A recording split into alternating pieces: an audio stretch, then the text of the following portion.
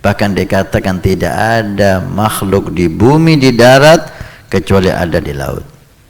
Makhluk apapun. Subhanallah. Bahkan manusia pun ada ikan duyung. Kuda ada kuda laut. Singa ada singa laut. Apa yang enggak ada? Ya Habibi ya Muhammad. Datanya dari Ahina Muhammad Zikril Aulia dari Brunei Darussalam. Pertanyaannya Ustaz. Masyaallah. Nah, pertanyaannya adalah, apakah benar melihat lautan sambil berzikir salah satu sunnah Nabi Muhammad SAW?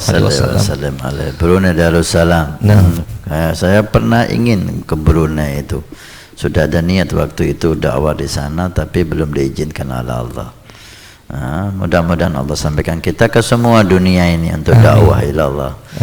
Niat, ya, pasang niat sehebat mungkin. Habib Umar sering menasihati santri kita, niat untuk dakwah seluruh dunia.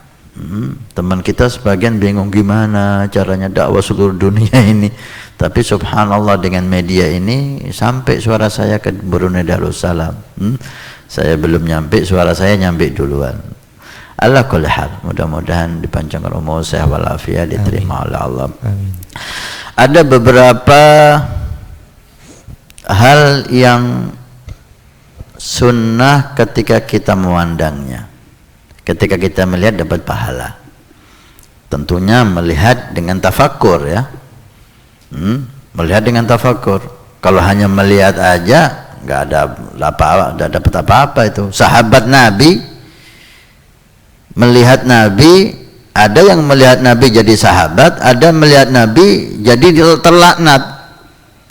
Sama-sama melihat wajah Nabi Muhammad. Ada yang lebih afdal dari wajah Nabi? Nggak ada. Ka'bah nggak ada artinya dibandingkan wajah Nabi Sallallahu Alaihi Wasallam.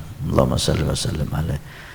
Ketika melihat wajah Nabi dengan tafakkur, an hadal Rasulullah, ini utusan Allah, ini kekasih Allah, ini pembawa wahyu dari Allah, ini wajah yang diridhai oleh Allah, jadi dia sahabat, jadi dia orang yang mulia.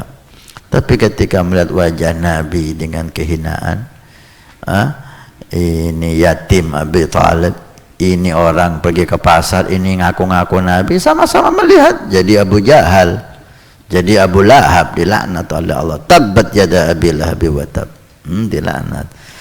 Maka melihat Ka'bah ini nilainya ibadah dengan tafakkur, dengan ta'zim.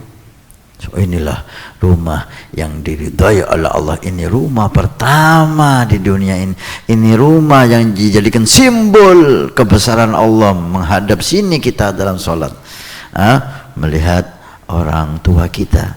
Sampai ada riwayat, setiap memandang orang tua itu nilainya ibadah haji, ada katakan ibadah umrah. Setiap melihat orang tua, dengan apa?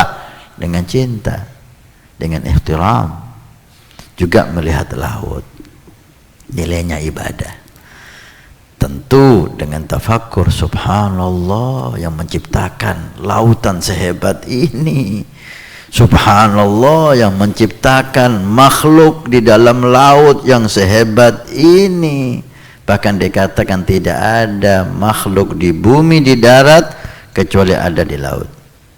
Makhluk apapun, subhanallah. Bahkan manusia pun ada ikan duyung. Kuda ada kuda laut. Singa ada singa laut. Apa yang enggak ada? Semua binatang di darat ada di laut. Subhanallah. Artinya laut adalah makhluk Allah yang begitu hebat. Ketika kita lihat dengan tafakkur, mengagungkan Allah, itu nilainya ibadah. Bahkan ada riwayat mengatakan tafakkur sa'ah khairun min ibadati sanah.